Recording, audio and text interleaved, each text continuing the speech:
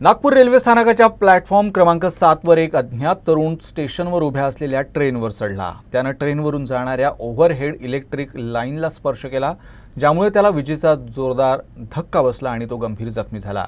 त्याच्यावर रुग्णालयात उपचार सुरू आहेत।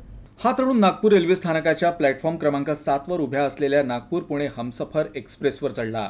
प्रत्यक्षदर्शींनुसार तरुण ट्रेनच्या एसी कोचवर चढला, त्याचवेळी तो ओएचची वायरच्या संपर्कात आला। त्याला विजेचा जोरदार धक्का बसला, त्यात तो भाजला आणि खाली पडला। यामुळे घटनास्थळी एकच गोंधळ उडाला।